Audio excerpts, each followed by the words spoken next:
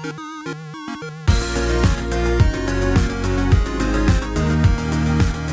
everyone, welcome back to another Anime Kingdom reviews. See my title below? Yes, this is on episode 5 of Keijo. Yes, finally, Keijo, new episode is out. Literally, I will not lie, every week, this is one of my most look forward to animes to watch every week. Like, literally, I always want to know, like, I want my, just to see the fan service, the opai and booties, what's crazy intense shonen like battles are gonna happen next with the battle of the butts, the battle of the opai. We've seen some crazy shit, butt gatling. We've seen the opai hypnosis.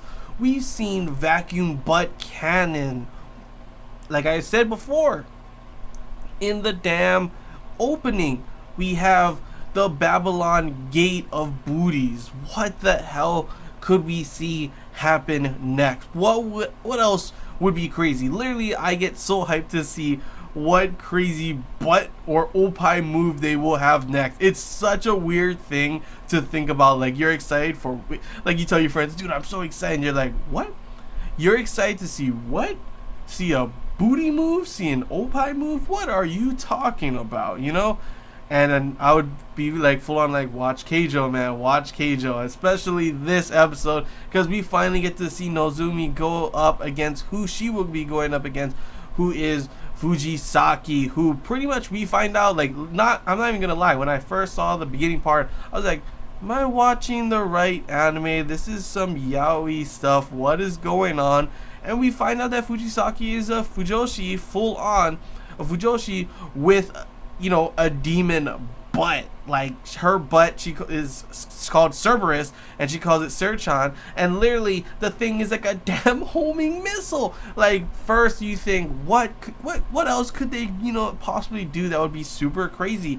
Hey, make it so this girl's butt pretty much is a homing missile that's like a dog barking and stuff. Even when, like, someone tries to attack, she counters it, and it's like the dog biting down on their butt, but instead it's her butt cheeks just like closing in and grabbing the bathing suit of her enemy and like flinging them. Like, what? Who the hell would have thought of that? Like, literally, the creators, the writer of this show, this anime, like the manga or whatever it's based on, the source material, literally had, I want to know what was going through that person's head when they were writing this. Like, you know what? I played Dead or Alive Extreme Beach Volleyball. They had that booty game. It was pretty fun. It was nice. I wonder how I could take it to the next level. That's pretty much gotta be what that person was thinking about, and literally thought of all the craziest shonen type of moves that you can think of and implement it with a butt. This one being a girl with a dog butt, pretty much. It's like, and it's not just her, it's like her butt has a mind of its own, pretty much, going off on its own. And she's able to, like, even like when she gets super serious, she's able to, her butt goes, and then she turns around and starts using her opai, and it's like both, like, it's like a 2v1 battle going on, is what it's going on. It's like, it's pretty damn crazy. But it's pretty fun to see Fujisaki, how at first, she pretty much doesn't really care about Keijo. It's just work for her. What her passion, what she loves, her hobby is obviously looking at the clouds and imagining two guys together, listening to her iPod where it has some BL on it, and it's literally so funny, especially when, like, Nozomi just grabs it and like, huh? What's this? And she's like, no, it's not BL. And it's pretty funny to see her different personalities. Like, at one moment she's like this shy girl that, loves BL, and the next moment super serious going on in the fight. And, like, it's pretty cool to see that, like, normally she didn't really care, but after her fight with Nozomi, she's like, oh wow, she can't hear anything, she can't just listen to her BL like normally. She's actually was super excited, enjoyed that fight, and it was pretty cool to see at the end that kind of stuff happen, and to see how maybe, that's another rivalry. We've seen rivalries grow in this already with, all the girls having to go against each other. And now that after we see that they end up going into the damn, they're going to be in the elite class, it should be interesting to see that as well. But before we get onto that whole part, the whole battle, after, pretty much it seems like, what is Nozomi going to do? But she does the craziest stuff, the weirdest type of dodges and everything. And obviously her time in that suit allowed her to be a lot, she's a lot lighter, so she's a lot faster.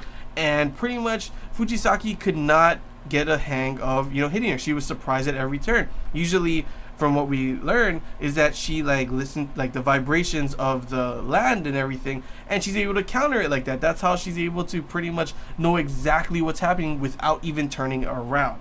But in the end, it turns out Nozomi has a real good chance. They're fighting like head on, and we even have like a point where it's like a full-on Street Fighter thing, and she uses her butt like a shoryuken, and I'm just over here like, are you kidding me? Did she really just shoryuken with her butt?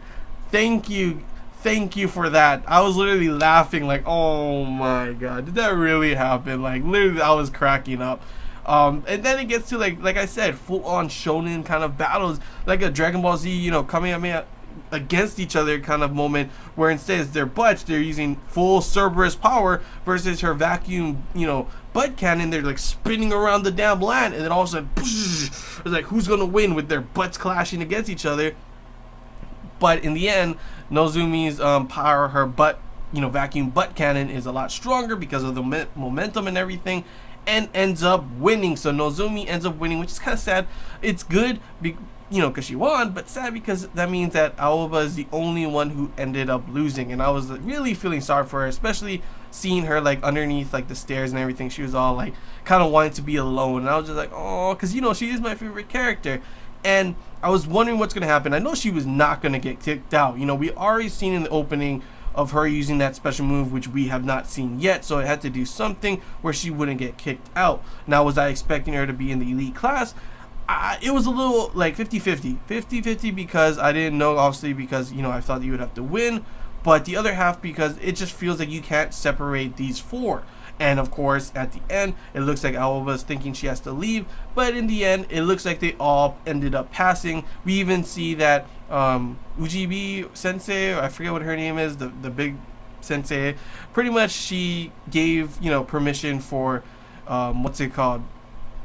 Nozumi to continue using, you know, training to use her vacuum butt cannon. It is still very dangerous, but it seems that she was like born to use this kind of technique or something, and she like over the past month, her body, like her butt got thicker, all this kind of stuff. At first it looked like it was gonna get to some like masochist sadist kind of stuff where she's like, please don't punish me, and she's just whacking her ruler on her hand, and then after it's like, ooh, yeah, your butt got thicker, let me take the measurements. And if it was a guy, it'd be completely perverted, but for her it's okay, obviously.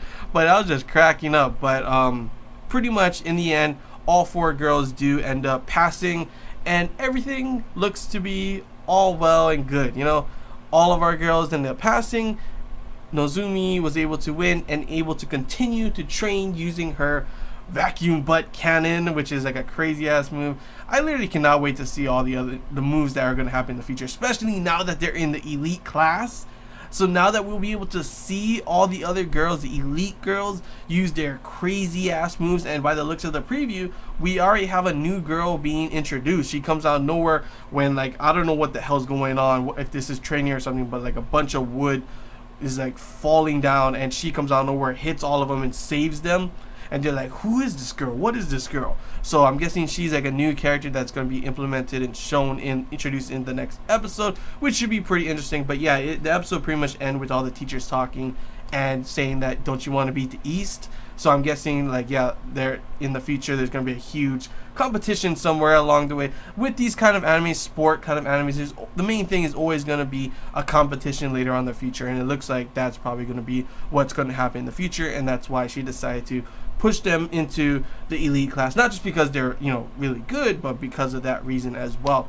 And it was nice to see that it turns out that move, the boob hypnosis, is actually cheating, and she wasn't supposed to use it. So you would think, you know, she should be taken out, she shouldn't be allowed, that was cheating and everything. But then again, Nozumi was not supposed to use her butt vacuum cannon as well. So yeah, it's kind of hard to say who is right and who is wrong. Also, she got punished, and Aoba still gets to go on to the next, you know, the next round and everything, to the elite class. So yeah, that was pretty much the episode. Definitely really intense. Like, literally, it was this is probably, out of all the battles we've had so far, this was like one of the most intense ones. Seeing Nozumi use her crazy butt cannon, seeing Fujisaki using her Cerberus thing, And then of course like sure you can, and just it was just like a funny, crazy, intense fan servicey battle that I honestly loved, and it's pretty much just how every Keijo episode goes. It's like you got some comedy in there, you got some good fan service in there, and you got some pretty crazy intense shonen battles. And you think after a while it would be like, oh, it's just like the same kind of thing over and over again, but the comedy always changes, the the battles always change because they always come up with some crazy new special techniques for damn butts and opai. I want to see more opai, honestly. I'm an opai kind of guy. I like butts as well, but I'm an opai kind of guy. I don't want to see more crazy opai moves. Like we got to see opai hypnosis.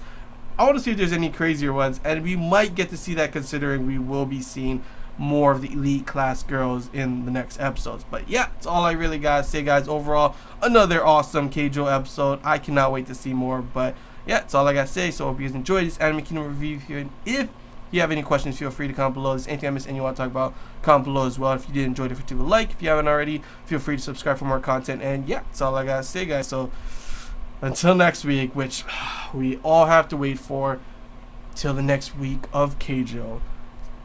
See ya.